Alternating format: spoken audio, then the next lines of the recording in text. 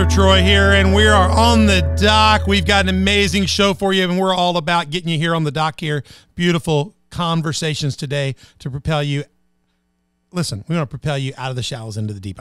Ruth is around the table. She's new to On the Dock. She's one of our guest hosts this week. And listen, on the dock, the graphic we got, Ruth, there with the deck there and the dock. There you go. He brought it back up. Thank you. The chairs there. It's all about us getting together in these chairs in the safety of the dock. You're in the dock. You're safe. You know, the waves are out in the sea. But what we want to do is we don't want to stay here. We want to equip people. We want to give people tools, resources. We want to give them systems and understanding. We want to give them nomenclature, help them understand what's going on in the world. And we are sick and tired of Christians trying to live their whole life on the dock. We're not about that. We're about coming in and getting fueled up. And then bring that picture one more time for me. We want you then to get ready to go out through that pass into the deep waters and get into the things God's called you to do. Knowing the lighthouse, Megan put that beautiful lighthouse there. That lighthouse is there to always get you back home. Jesus Christ, God, our Father, will always guide you back home through the storms. But we want it, while you're here, just get a cup of coffee, get a glass of tea, get some water. You're going to need something to drink during this one. You don't need that kind of beverage.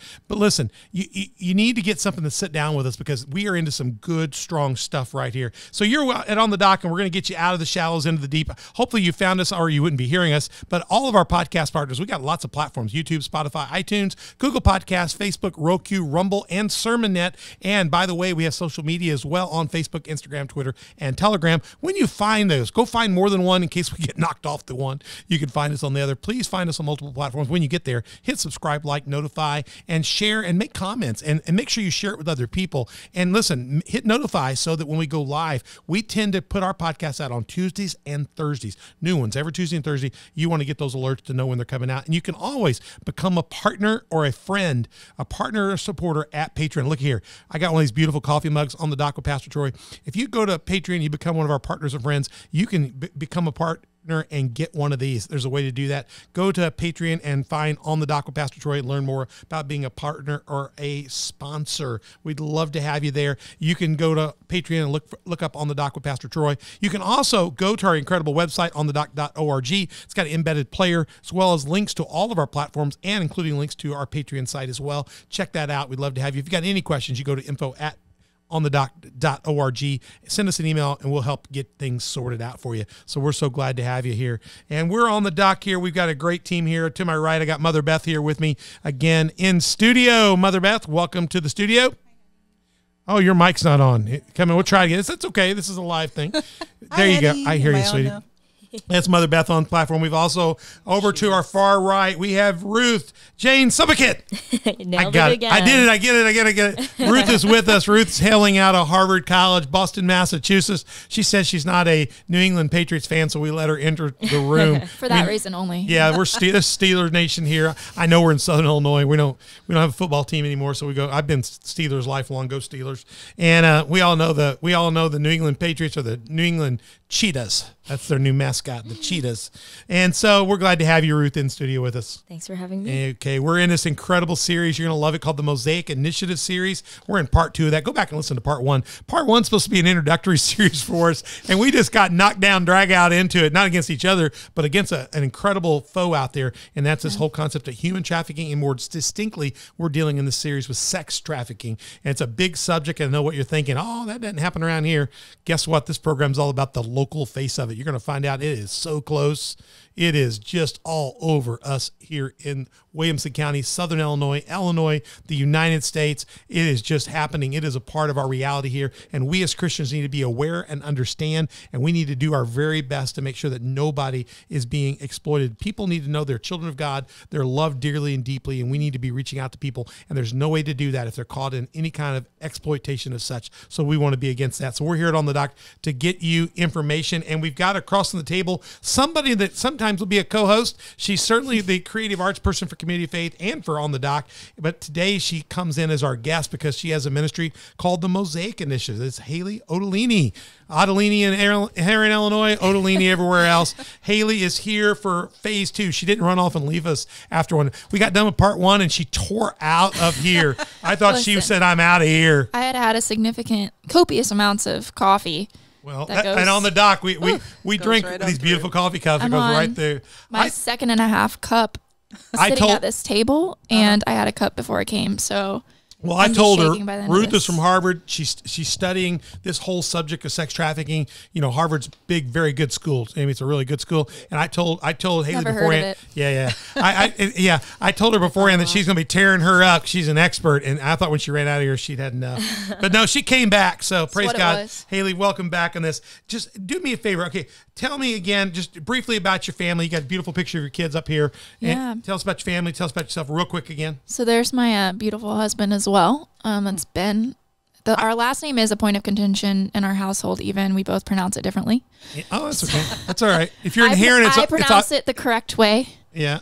The Italian way, Ottolini, and he pronounces it Ottolini, but I really do it for spelling. But all the Italians here produce it Ottolini. Yeah, it's more for spelling, for the sake of like. But we have people Southern spelling it. Illinois Italians. We're all a little Southern in our language. Well, and they changed it just so that like people wouldn't know that they were Italian, which just like drop You say the leaning, tomato, it still we say sounds tomato. like a pasta. It's, Yeah. Yeah. So there's my beautiful husband of almost 7 years. We got married really young, 19 and 20. And then we had our beautiful 2 surprises. I have a relationship with your husband. I consider us like we're like brothers deep. We're knitted deeply to one another. He helped design the studio. He's one of our co-hosts. Yeah, he is my worship pastor here at Community Faith. He is honestly, I've had good worship pastors. I'm not knocking anybody who's ever served me.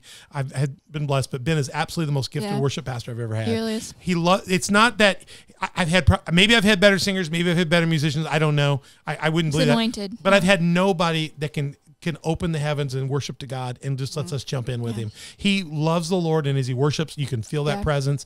And it's just like he invites us to come along for the ride. And it doesn't matter if look, through COVID, we had nobody in the sanctuary. It changed nothing about the way he worships. He just worships the Lord, and we go along. So you got a beautiful family. Yeah. Just amazing family. I'm a pretty big fan of him. He's actually out in Reading this weekend. He's going to be playing guitar for a church out there, and he's like thrilled because he gets to be with his friends. Well, fortunately, we get Isaiah here, and Isaiah's, I won't say an upgrade, but it's equal to. They're like brothers in the Lord together. Be careful with that. Yeah. But I got a man crush on Isaiah too. So that's how I met Ben. Yeah, is through Isaiah. Oh, really? Oh, really? Well, hey, there you go. Yeah.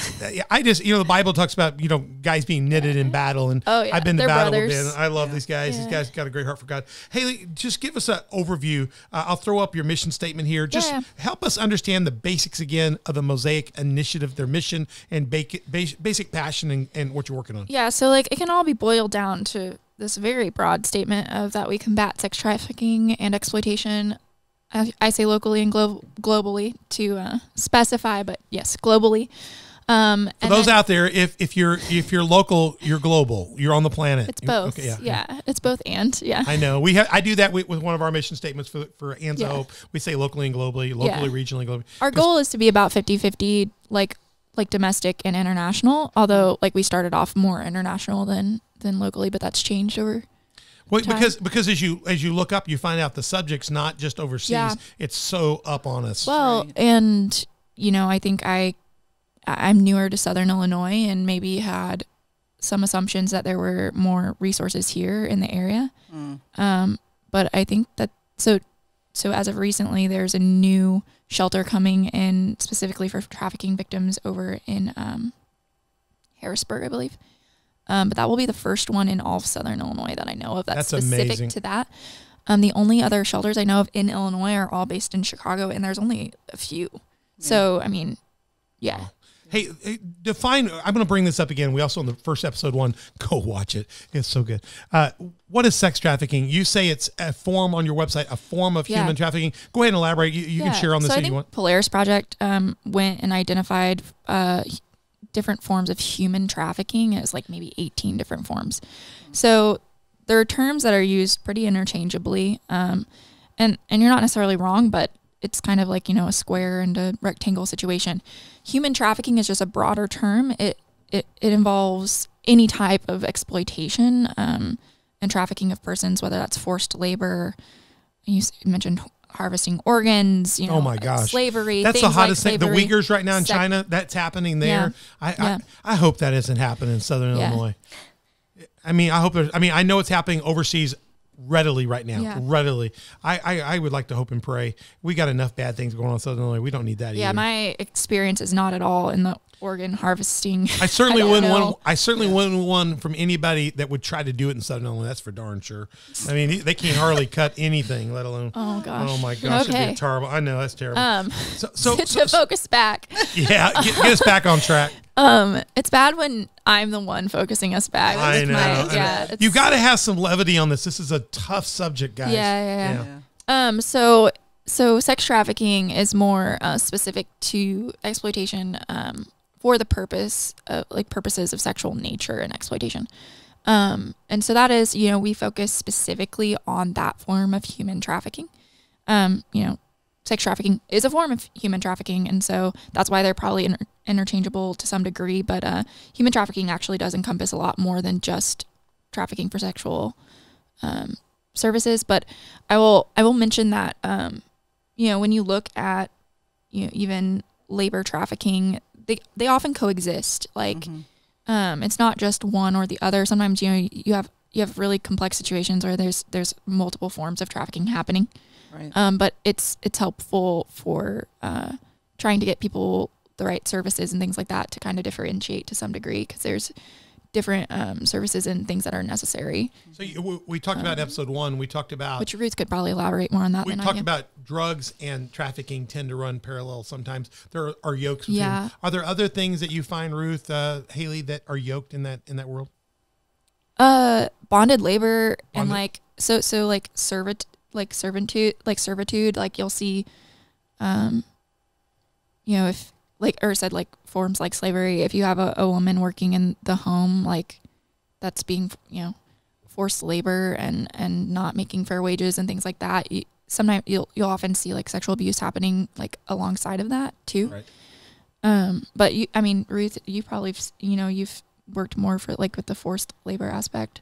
Yeah. I think I can't necessarily speak to what the factors would be in the U.S., but I know that in the Thai context and in like the Southeast Asian context, that a lot of times there are just like certain populations, whether that be like certain indigenous tribes, certain ethnic groups that are more vulnerable to that. Poverty is obviously a huge factor, like the number one driving factor for both issues. Forced labor, absolutely. sex trafficking. And social, like socioeconomic, like classes, like. Yeah, I think poverty is, I once made like I love mind maps. I even, sometimes do it in the shower with expos and stuff. But I made a mind map of like all the different like root causes of like trafficking. And it all comes down to like brokenness and that like happened, with the fall and et cetera. But I'd say the number one is poverty. Absolutely. Yeah. Absolutely. Or looking for that. Especially when you're looking into like commercial, like so sex trafficking as far as like with a commercial component is for sure like you're gonna see poverty, but also like you said, there vulnerabilities of like if you look at what makes certain populations more at risk for these types of exploitation, a lot of times you're gonna see that happening, because anytime that you're desperate for something or you're needing to provide something for your family, your basic needs. It's the hierarchy of needs. Your basic needs. The economic social status is going to really play into that heavily as a whole people or a and nation. I'd say especially internationally from what I've seen, because there's also like difference in culture of like what is expected of it, like how much responsibility of like the financial like of providing for your family. It can change like based on like culture of like what you would expect a child to help provide for their family. Right. Example, we're very involved Community Faith Church in Thailand. So we have our own churches in Thailand. We do a lot of work in Thailand. In America, the immigrant workforce is largely Hispanic, Latin American. They're brought across. They come across to try to find freedom. Sometimes they're brought across, they're trafficked across, and then they're exploited. So for our country, a lot of the labor that's abused and hidden off the record and then exploited out of fear is Hispanic based labor, Mexican based labor. For Thailand, it's Cambodian.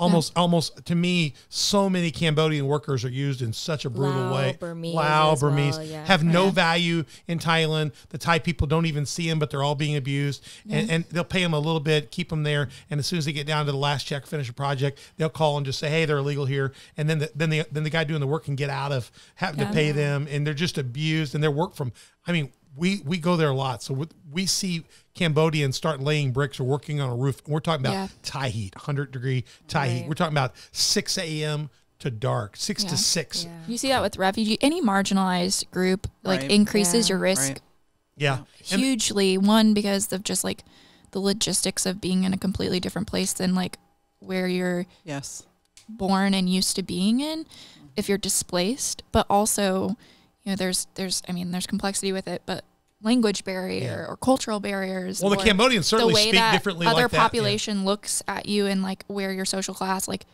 you know, in India, which if you're not aware, I'm very in love with India. But you know, the caste system and even like colonialism, all of those things have come into huge play. Absolutely. Even now, like as it's supposedly illegal and not there anymore, you still see the systemic repercussions of those things, and I think it's definitely like the way that people are looked at too, even but like even here, like it's a homeless, like displaced youth, like homeless youth, super high at risk, things like that. Let's dig into the local part. So this show is on the local face of the work of the Mosaic Initiative. And on your website, you say on a local level, we're focused on facilitating training and education for our community. I really appreciate that. We need that in our community. Haley, you're going to bring something very valuable in the prevention and detection of sex trafficking and sexual abuse. I'm assuming you're going to be equipping pastors and churches, but also law enforcement, legal authority. It says within the 2021-22 year, you're planning on facilitating some local trainings, culture of care, law enforcement training, foster healing. We're going to get deeper into each one of these, but just give me an overview of why you've picked these things. So one thing I would say is like the way I wanted to create this organization was of like an abundant mindset. So I've seen a lot of like you wouldn't necessarily think it, but especially in like nonprofit world, when you're trying to get like donors and funds and stuff, it can get kind of weirdly competitive. And that was like, I wanted to structure our organization so that any win for our field was a win for us. Right. I wanted to structure our organization so that any so that the important things were important, you know, like any victory that we have towards improving the life, healing, hope, for restoring dignity for another individual was a win for us. And I wanted to create a culture of that. And so I think one of the main ways I wanted to do that was like also recognizing our limits and our capacities. So I really wanted to focus on bringing experts in their specific, like in specified areas, to come and train in those specified areas rather than trying to do it ourselves. Because I've seen that happen a lot. And I think that's where we see like the lack of excellency in our field is when we, you know, and it's never like ill-intended, but I think there's just so much more that can happen together. And I've made a lot of effort to like recognize my limits and bring in like, you know, knowledge that I don't have. Like I might know a decent amount about it, but if I know that there's someone that knows even more than me, I want to learn, I want to bring them in. Right. And maybe next time we'll do the training or 3 times from now, but I want to learn as much as I can. I also want, you know, for our area specifically, I think one of the best things that I can do is connect them to expert resources. Because a lot of times it's just like a matter of like having the time to do it and having like that being our focus. So I think we really focus on like trying to bring in expertise to our area because there's just like a lack of that happening. And that's specifically, we're based, for those of you who don't know, On the Dock's based out of Marion, Illinois. We're housing, Southern Illinois. So the Southern Illinois community, we can get broader into Illinois, but you know, you tell somebody you're from Illinois, they go Chicago, and we're 6 hours from there. We're closer to Memphis and Nashville. Yeah. So we're really southern people, but in our area, we're closer to Missouri. Missouri's very close, and there's all kinds of exploitation taking place down here around 57 and 55 and the interstate in our communities. So we're talking about really right here, Williamson County. We're right up against Jackson County and Perry County as well. So there's a huge area here. Let me ask you. I want you to dig deeper into these. You mentioned 3 areas. Tell me first of all about this concept of this. I'll bring up the graphic here about this this culture of care. I know you've had this going. I know you've done this event, and you're going to be maybe doing more with this. Tell us about what this organization does, your partnership with them, what you're trying to accomplish here. Yeah. So actually, a recent development is you'll see Robin Blair as the director. That has changed. Oh man. But I actually started a relationship with this organization many years ago. It was my dream organization to work with. I've been in love with them since, probably for the last 12 years.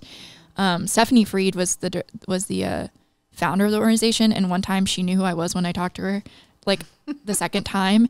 And I called Ben and was like, listen, if Jeremy Riddle, who's a really famous worship leader, if you're not aware, my husband's obsessed with him. If he were to know who you were, this is the level of excited that I am. And I was just geeking out. So I'm really excited to work with this organization because I do think that they're really setting a standard of excellence.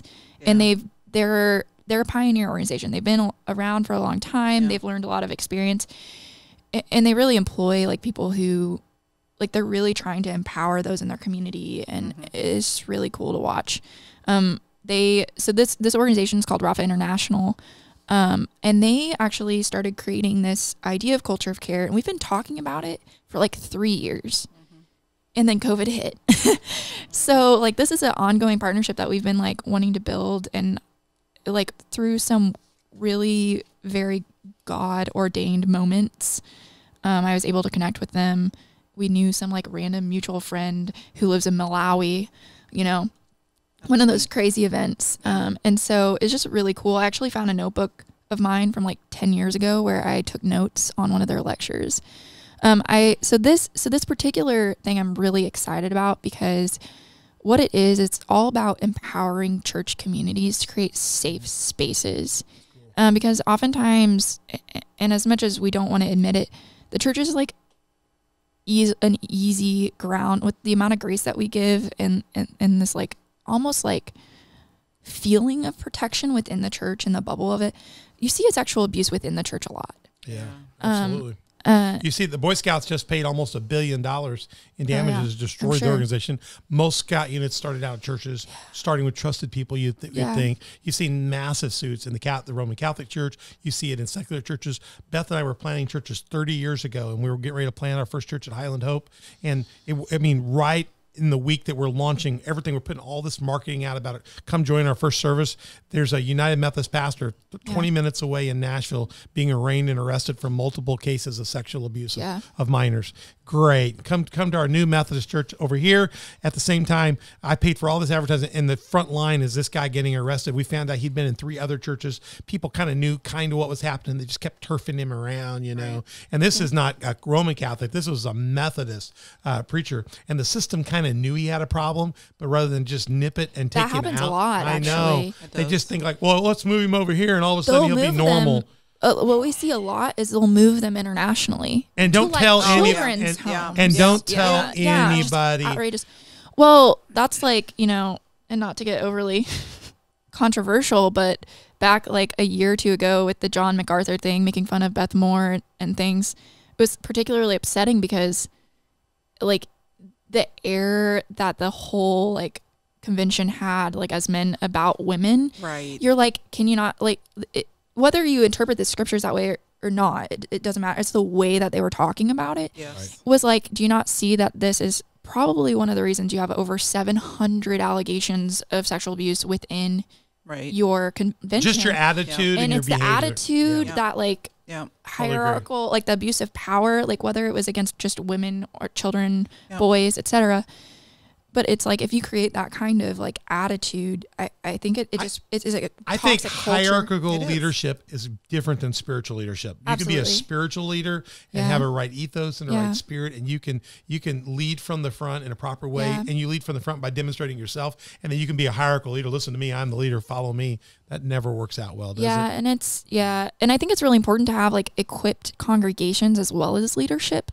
Because like you look at Ravi Zacharias and stuff, he had all these like accountability things set up, but they weren't really, you can always give that illusion of that, but it takes people who are trauma informed to be able to actually see these things and be able to like feel empowered to step out. And so that's really what there's tremendous violation inside the walls of the church on this. It really is. And it's not just inside. I mean, this training really is created to help in two parts. One, obviously to prevent sexual abuse within the church, which is so important. And I think that it makes people uncomfortable, so they don't want to do it. Right. Like they don't know how to do it. It's people that they know, especially like, yes, in big churches, because it's harder to like see everything, you got these massive churches, but small churches, it's people that and it's really hard for us to like think, oh, this person that I know. And so like, I mean, it's gotten easier. It's hard. Let me bring it to reality. I'm not going to name location and stuff just because I just don't want to do that right now. But I pastored a church early in my career, and when we left, long gone. Yeah. No leadership well. It came out that the worship leader had been abusing kids in the church for a while. Yeah. And I had stood next to this person while they led worship as a young pastor. It's really hard. No idea. No idea. Yeah. Because nobody was speaking. Nobody was the issue of shame. The kids weren't talking about it. They felt a little bit threatened on it. Not a threatening, imposing person, but leadership tends to like who try the person to protect, was. the wrong people. The person was a kind of like almost an untouchable in our community. And so nobody wanted to say anything. And when I found out who it was, I mean, Beth and I like, you're kidding me. Yeah. I could see it. I never saw it, or I would have clipped it, I promise you. But at the same time, it's a lot closer than we all think. Oh, absolutely. So procedures, when you talk about the culture of care, I read in their notes about what they do.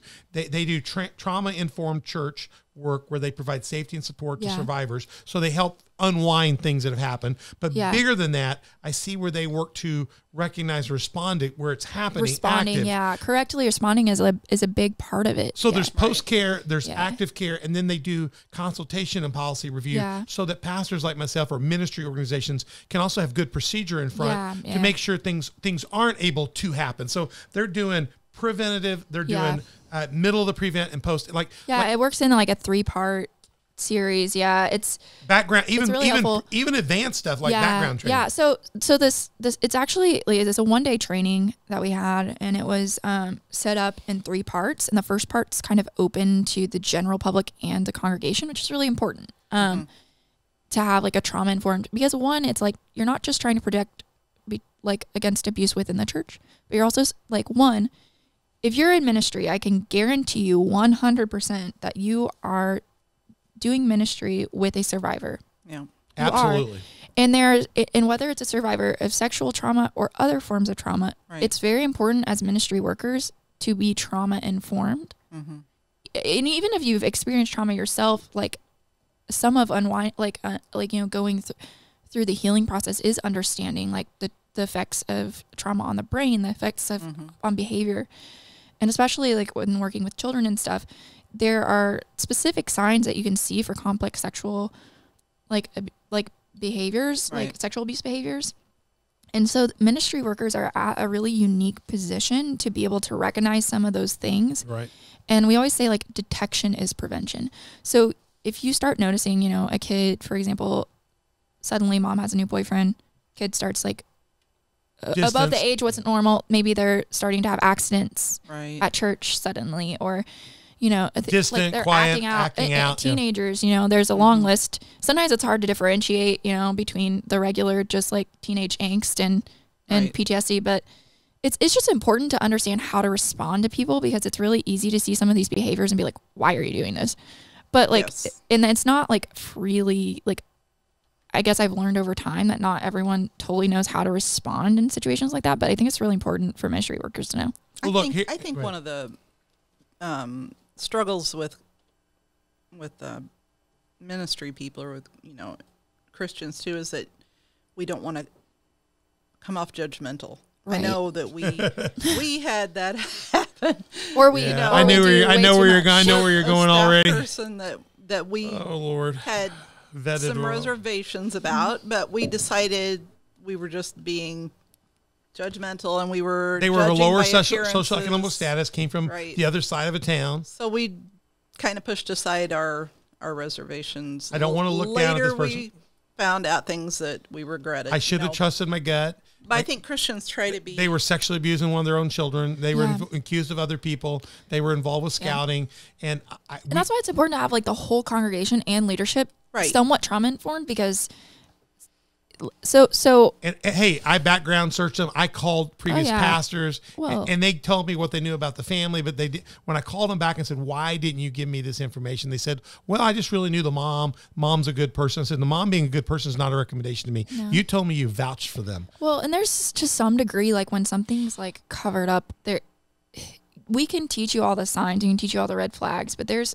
times where, you know, your spouses don't even know about their Right. spouse abuse, Agreed. things like that. So it's not to say that like even to the trained eye, sometimes it's hard to like spot. I'm trained in course. sociology. I have 30 hours of sociology and Yeah. psychology training, So- and I was totally fooled. Yeah. Because I listened to people that I thought gave good counsel, but I also tried to check off my Right. things that say, well, he's not from, maybe he dresses a little cheaper than I do or whatever. So I don't want to be judgmental. So let's give this a shot. Nothing Yeah. happened on our watch, No.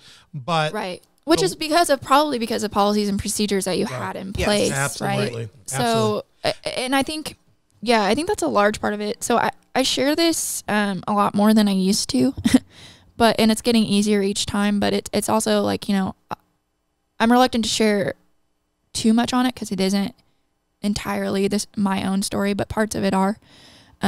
Growing up in the church, at one point, the man that I considered the most I named him as the most influential person in my life.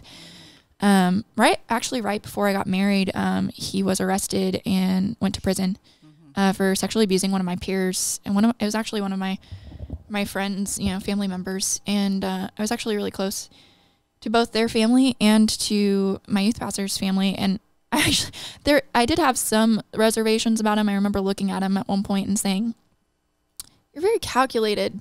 You know, you're pretty manipulative. I hope you use that for like the right things." And Right. and I at least could recognize that, but you know, hindsight's 20/20, and Right. as a teenager, there's a lot of things you brush off as like, oh, he's just like trying to be cool with or the he's kids or whatever. charismatic, or you Yeah, know, it's a lot. A lot of times it is. which can be a gifted trait. He had a really charismatic personality. He, you know, Connects with people weirdly well. was a good teacher, like things like that. But I saw a gross negligence of leadership in that church. It wasn't just him, but it was the leadership. Like the policies and procedures weren't in place. There was a lot of sweeping under the rug. And that's why, like, to me, this is like such a personal project. Is like, if I can prevent, I mean, I saw my entire community just like absolutely just torn to shreds. It I've just seen people destroys walk it, away yeah. from the Lord for the rest of their life. Absolutely. So let me just summarize here, and we'll move to the next one. But Culture Care basically is coming in, and if you want to go check out Culture Care, Yeah. I looked at their website, Culture Care. It's Rafa, Rafa.org. Rafa.org. Yeah, I got it up there. They Rafa.org. also have a policies and procedures example that they'll give you on their resource page. Right. So even if you can't somehow like come to one of the trainings, Get on there and learn from get their on there site. and learn. Yeah, they have like really good example policies and procedures, like And they got windows in the doors, no internal investigation, things like that, that are Right. just really good policies to have in place, because when it does get messy, and I promise you it absolutely will, like it's not an if you get allegations, it's a win. Right. And when it gets really messy, and it's always messier than you think it is, and it's always harder always. it's always muddied, it's always hard to Yeah. figure out, having these policies and procedures in place will really help you best protect the people that need protecting. Because I think oftentimes when we're trying to figure it out, a lot of times churches will try to protect people and they try to protect the wrong people. Yeah. Yeah. Yeah. The back, so they're going to help with backgrounds. They're going to help you understand how to do background checks, how to do safety procedures and good stuff. Mandated reporting, Mandated, all that. mandated Yeah, reporting, which is huge. You know, as clergy, teachers, medical people, police officers, there's mandated reporters, and you have to make those calls. I have made those calls before. And it's a tough thing to do, but you just got to do it. It's really hard. You got to do it. And then they're going to help people that are recognizing the symptoms that are in it, and then help people with training after. Get on their website, go to rafa.org, check out their whole culture care program. They're great stuff. Now, hey, let me jump to the second piece you talk about in this. You also talk about doing work with law enforcement. You talk about that's a goal. part 2 was law enforcement and training, and you call this program. Tell me about that. What your idea there is. Yeah. So this is not like entirely set in stone at the moment, but we are in current conversations with local law enforcement to bring in a detective out of Texas who specializes in data-driven investigations. So he's, again, it's one of those people that I look up to a lot. Super fun guy. Most interesting phone conversations I've had, the most cursing on a professional call. I love it. He's definitely like a cowboy hat wearing Texan. Yeah. And I think it's going to so it's really hard in our field to find people that can translate well from, like, there kind of seems to be a divide, and maybe this is just from my experience. I don't mean to apply this everywhere, but between law enforcement and the therapy world. So there's like, especially in the Midwest, I think, like, there's definitely kind of this like unspoken how to better train the local law enforcement to identify what's going on. So well, because they see a lot, and I think that we have so much, like, both groups have so much to learn from each other, and I fall kind of somewhere in the middle of like experiences, and I feel like a lot's seen here locally, but it's invisible because the eye's not been trained. Yeah, exactly. I think they see it a lot and they just don't even know, and maybe don't have like know what. Yeah. So he's really good at being able to like almost translate, if that makes sense, like from. And I like him a lot because he's not just like, and this is this is not to be offensive towards FBI or anything, but he's been like a street cop. Like he's seen it. He's been on the street. He's not like, he knows what the face of it looks like. Yeah. Like he knows what the average police officer goes through each day, and he's able to take like trauma informed training and like working with survivors and working with NGOs and translating that in a way that's going to be received, which is really important because you want whatever training's being done to be received and like applied, because it's really useless if it's not applied, right? Of course. So he's really cool. He's worked with like, I mean, his background's extensive. He's consulted for multiple like federal agency, like multiple government agencies. He's consulted for Polaris Project. I think, they've helped recover over 2,000 survivors or something like that. I mean, you'll have to look at his page. It's cool. Detective Joseph Scaramucci, but so once again, you're just trying to help equip and yeah, there's just like a lot of room. Like, I love our local law enforcement. I have a good relationship with them. But there's like always room for improvement in any field, and I think right now they're really overworked in specific areas, but there's a lot that we can do as a community. And I've had a lot of support from the mayor, and can only say high praises of both our chief and our mayor. I have very good relationship with Mayor Apsher and also Mayor Fertini and Heron. I really like our chief of police. And when we get into the round table, I'm going to make an offer to you on something on this that I think you're going to like. But I think this is the right way. Tell us a little bit real quick. We're running low on time here in the local segment, but tell us about this idea of fostering healing. That's a little different. That's a little off the track. It's a little tangential, but I know, like, this church has a special relationship with foster parents and the networking, the Restore Network and stuff. Tell me how that got into your bailiwick and what is that all about in the local context? Yeah. So we're still like, again, a lot of these things are goals and like things that we're working towards. We actually just got our 501c3 this last September. So, and I'm primarily the main person on the team right now. We have a board and things like that, and we're growing our team steadily, but it takes a minute. It does. It takes time. Yeah. So this is like, our goal is to start kind of doing this in the spring. We might be partnering with Centerstone. It's a local group. But it's like the number. Yeah. So it's the number one request I get is foster families asking, okay, so we know what complex sexual trauma behaviors are. The kids that are coming into the foster parents are extremely, they've either visually seen, been around incredible trauma of all kinds. A lot of victims times. Victims of, seen, watched, they've watched abuse, they've been abused. Yeah. They're coming, they're just in difficult situations. And the good the really good foster families, the ones that are actually there for the right reasons and like willing to step up and try to like rewire these trauma pathways in the brain and things, and which is very difficult in somebody that's before they're 8 years. By the time you're 8 years old, a young girl is well identified, and boys are a little slower. Girls, you guys figure yourself out faster than we do. Brain development is like 5 years faster or something. Yeah. For It's women. like it's like boys are like 10. About a lot. Yeah, we got a little time. Guys were a little slower, so about 10. You know, but girls by 5, 6, 7, 8 are wired.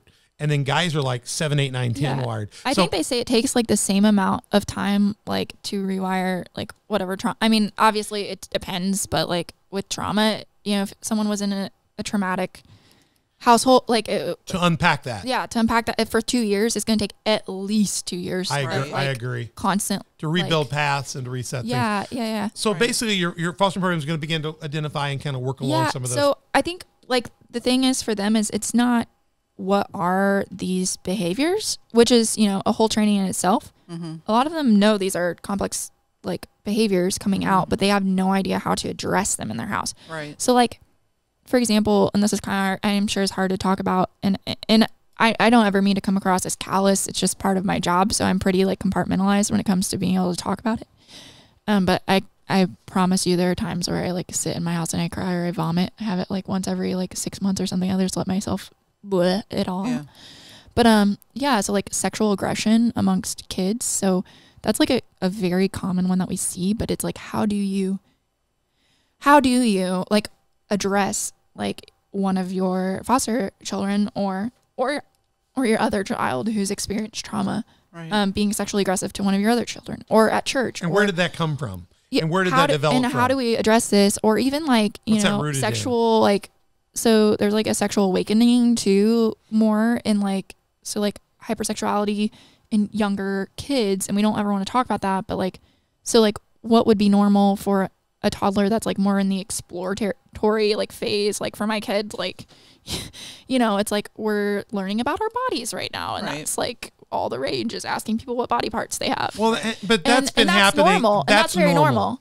But then when you have a survivor of sexual trauma, it's more sexually driven. And so it's like the way that you would like be like, okay, maybe not here, but like if you're gonna figure it out like somewhere else, like not in front of people. It's different.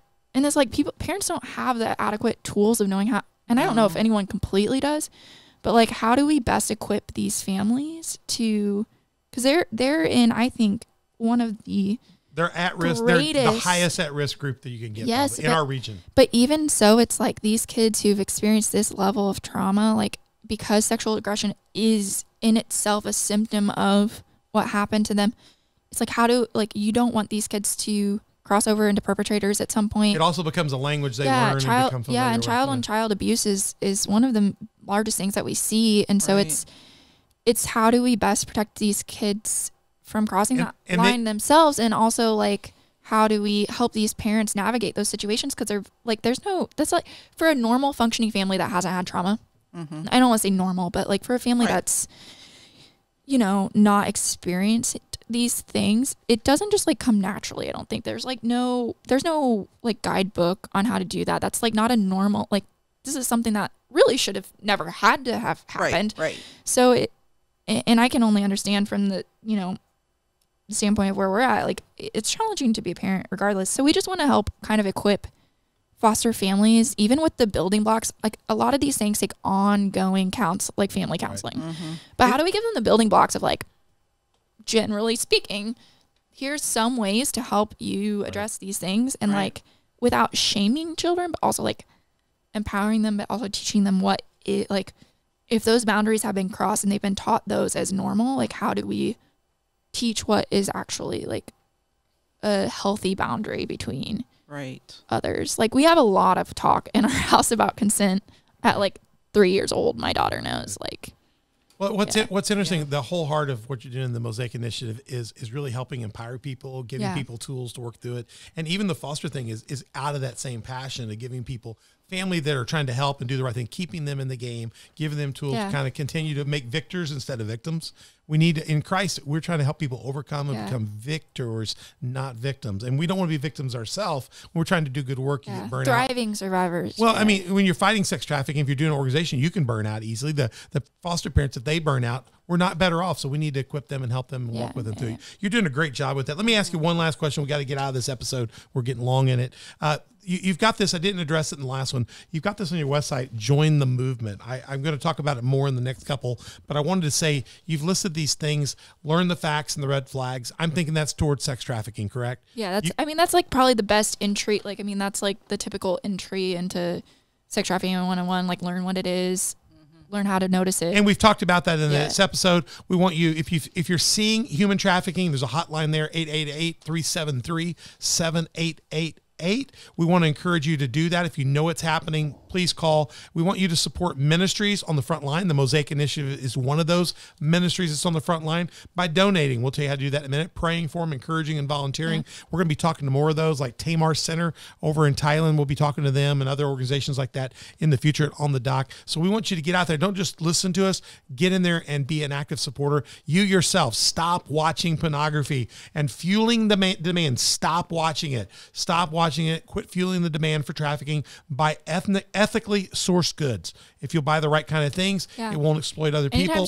You're creating like ethical jobs with fair wages. It's hard always to know, but do a person the a way out best you can. Do a little homework. Invest in youth. Be an advocate and spread awareness. Ask how you can use your skills, giftings, and occupations to serve. Get involved in your community in serving. Monitor your children's and your teenagers, please, online presence. Know where your parents are. We don't let our kids go stay at people's houses. Never did. And until we know the parents and know the household.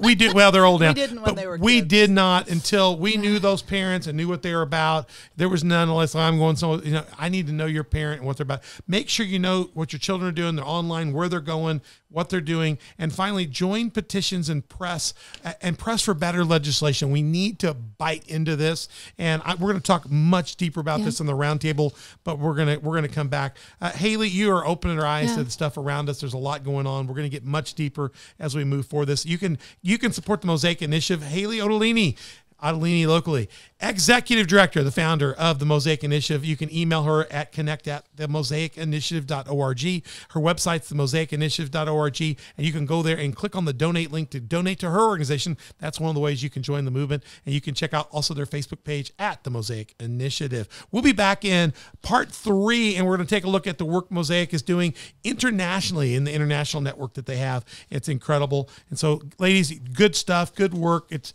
not as deep as the first one. We got a little bit of a breather here with you working on some prevention and helping us not get into trouble. But I got a feeling we're going overseas. It could get rough in the next episode. You don't want to miss it. We'll be back on part 3 to dig into that. You can always find out more about us at onthedoc.org. Check us out. All our viewers, all our links to our platforms are there, as well as all of our partnerships as well. And you can email us anytime at info@onthedoc.org. And we would love to have you find those platforms of ours: YouTube, Spotify, Facebook, iTunes, Google Podcasts, Roku, Rumble, and Sermonette. We'd love to hear your comments on social media: Facebook, Instagram, Twitter, and Telegram. Remember, keep them nice and friendly. You can be serious, but we don't want anything ugly. We don't do that business on the dock. We're about building the kingdom of God and encouraging people. And we want you to get out there. Get off the dock now. Get out there and do something. And hey, when you find our platforms, hit subscribe, like, notify, share, and let other people know what's happening with the Mosaic Initiative. You could do that by sharing this broadcast. And we'd love to have you become our partner or friend through our partnership with Patreon. You can make a gift through On the Dock with Pastor Troy, and you can become a sponsor or a partner with that program as well. And finally, last but not least, if you don't have a church home, check this out. We would love to have you at Community Faith Church. If you're in the Southern Illinois area, 10 o'clock on Sundays, Wednesday at 6:30. They're the host church for this podcast. And if you are not in our region, hey, we have people from Thailand watch us every week, Michigan, Minnesota, all over. You can join us at our virtual campus at coftv.com. Embedded players there. You can also watch us on our Facebook and YouTube channel under Community Faith Church. We'd love to have you here. And we have enjoyed having you for this incredible series. Thanks for having me. Yeah, you've done a great job, Haley, Ruth. Thank you, Beth. We're going to dig in the next series. Come back and join us real soon. Get that coffee ready. Be back with us in part 2 on the dock with Pastor Troy. Have a great one.